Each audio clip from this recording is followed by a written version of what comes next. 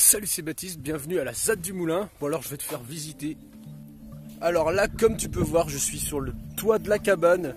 C'est vraiment trop stylé, moi quel vertige. Bah là j'ai osé affronter mes peurs et regarde ça. Comme c'est magnifique, regarde ce cadre. Et on est tous là. On est tous là juste à côté de la forêt. Génial.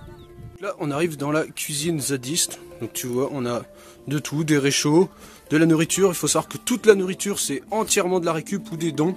Des gens qui viennent nous donner des choses. Et donc voilà, on a tout ça. Et là encore, c'est pas très récent. Donc on a les citrons, les fruits, tout ce qui est yaourt, pâte brisée, légumes. On a construit un four à pain en terre-paille pour pouvoir cuire nous-mêmes nos pizzas maison. Alors ça c'est assez incroyable.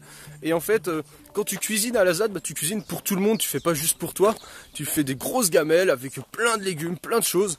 Et puis bah tu penses aussi aux différents régimes alimentaires. Il y a des végétariens, des véganes. Et aussi l'occasion de tester des nouvelles recettes, des expériences culinaires. Parce que là, on peut vraiment en faire.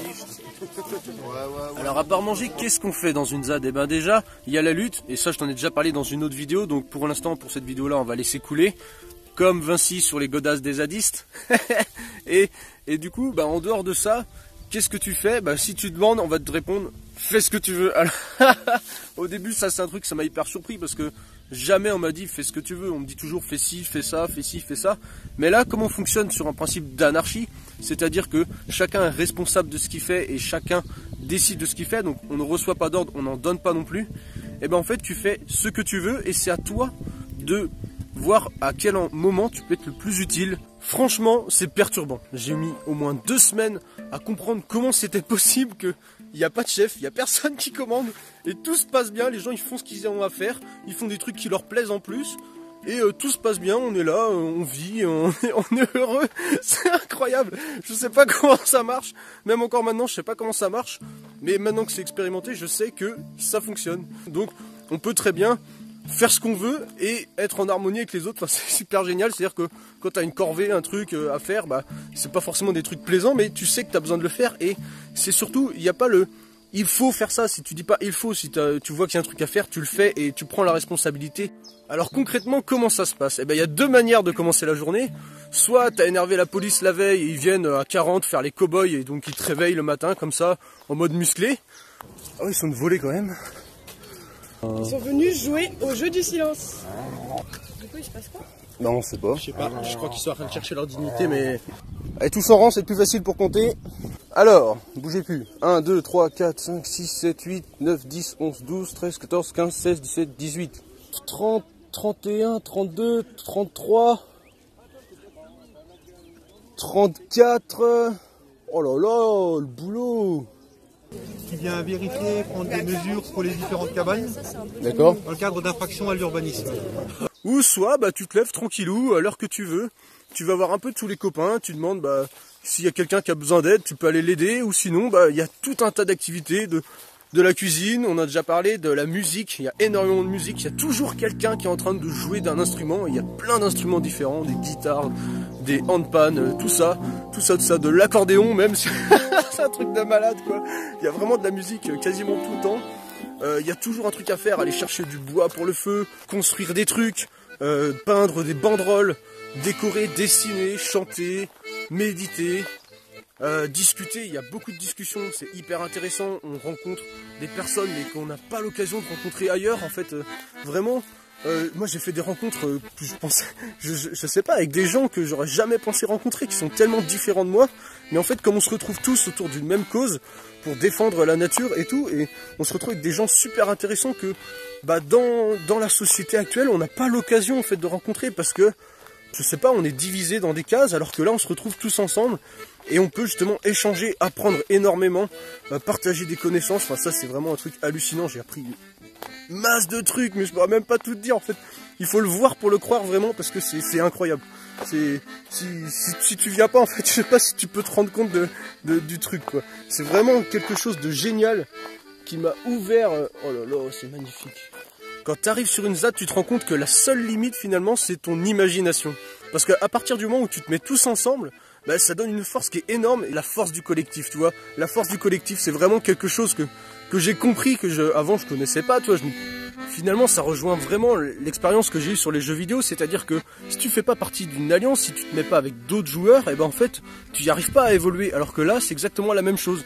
C'est que tu te mets avec d'autres gens, et du coup, tu arrives à évoluer personnellement, sauf que là, c'est dans la vraie vie, donc c'est encore mieux. C'est super génial. Franchement, la ZAD, c'est la meilleure alliance que j'ai trouvée jusqu'à maintenant dans la vie réelle. Comme ici, on est libre, on se met à faire plein de choses, on a construit des cabanes, mais on fait aussi des choses pour les habitants ou les gens extérieurs. C'est-à-dire qu'on a organisé une projection à l'occasion du carnaval des enfants, donc on a appelé ça le Carnazade, et on a projeté un film dans la salle de la mairie pour tout le monde. C'est le gosse qui est plus fort. Alors, Loumi, va te cacher. Ensuite, on a aussi fait un concert, donc là il a fallu préparer de la nourriture, monter une scène et tout, c'était hyper intéressant, enfin, c'était la première fois que je voyais un truc pareil, et tout ça en autogestion, c'est-à-dire qu'il n'y a personne qui donne des ordres à quelqu'un d'autre, tout s'est fait, une organisation, enfin c'est incroyable.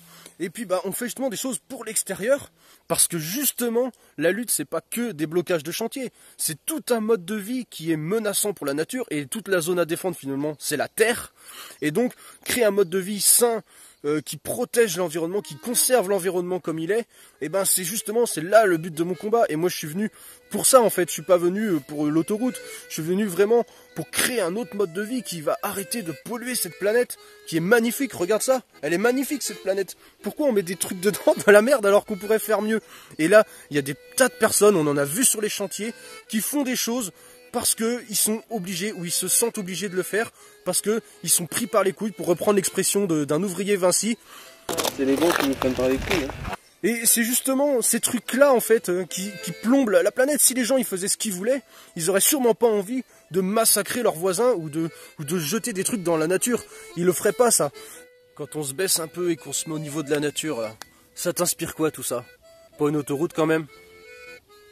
Alors il n'y a pas que la lutte qui est amusante, hein. Il y a beaucoup d'autres sorties qu'on fait justement pour se détendre, pour évacuer un peu les pressions, notamment policières, et puis d'attendre le chantier tous les jours qui tape, et on le fait tout le temps de manière alternative. Donc c'est-à-dire qu'on va aller dans des teufs, c'est des fêtes gratuites qui se passent dans la forêt, avec des murs de son. Mais... Allez go, on est en teuf là, ouais c'est trop bien, avec la guirlande.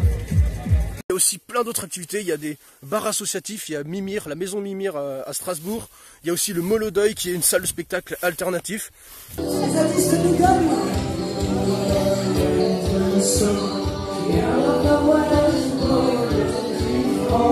J'étais garçon de ferme, j'ai l'air des lèvres, j'étais garçon de ferme, j'ai l'âge de malon. J'étais garçon de ferme, j'ai l'air des lèvres, j'étais garçon de ferme, j'ai l'âge de malon.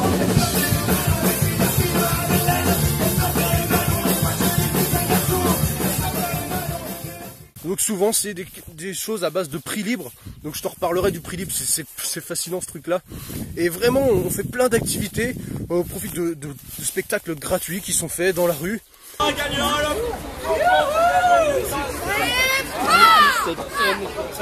Et justement il n'y a pas besoin d'avoir de l'argent pour s'amuser en fait. Il y a tellement d'autres manières de faire, alternatives, et quand tu viens sur une ZAD, c'est des choses que tu vas découvrir, et une autre manière de vivre sa vie sans dépendre de l'argent systématiquement et toujours être là à courir après je sais pas quoi. Non, la vie c'est simple, tu vois. Ça se fait beaucoup mieux que ce qu'on pense, mais il faut juste l'expérimenter à un moment donné, quoi. Ça s'arrête quand il y en a un qui tombe dans l'eau. Quand on retourne en ville en général, c'est pour des manifs, et on y voit des trucs de fou, je te jure. Il y a des gens au lieu de marcher ils roulent.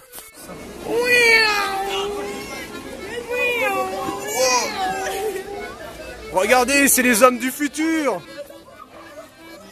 C'est là aussi qu'on se rend compte que justement la ville n'est pas adaptée à l'être humain. C'est n'importe quoi.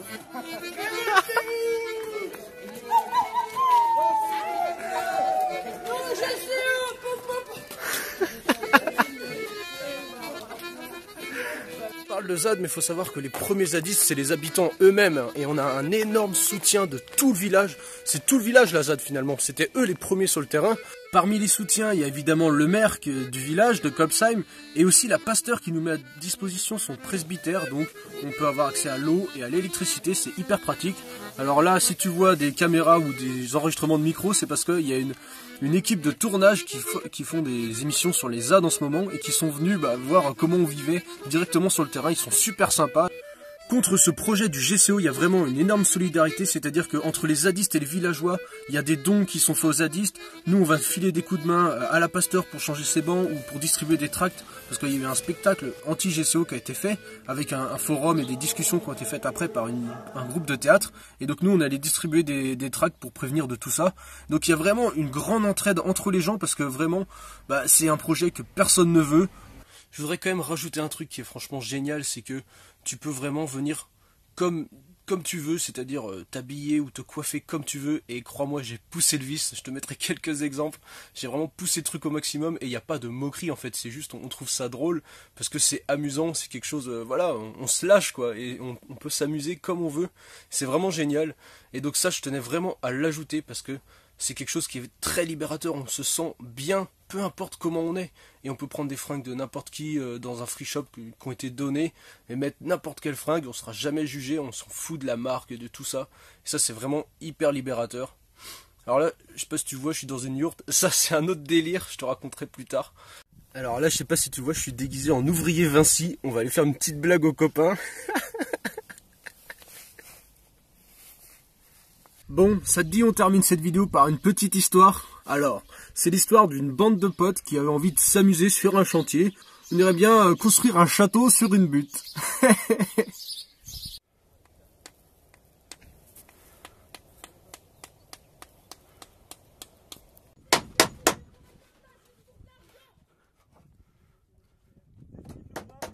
Bon finalement je vais pas tout te dire tout de suite parce qu'il y a vraiment beaucoup de choses à dire avec la garde à vue et tout, enfin il s'est passé vraiment beaucoup de choses, donc j'ai pas le temps maintenant mais je t'en fais une très bientôt, et donc en attendant, amuse-toi bien, musique.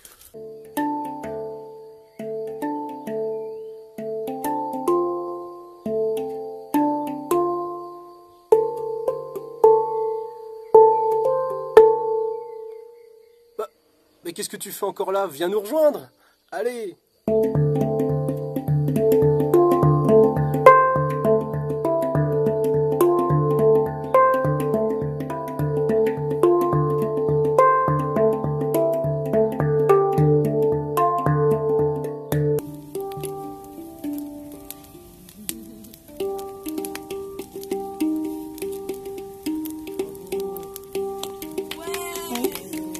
Oh,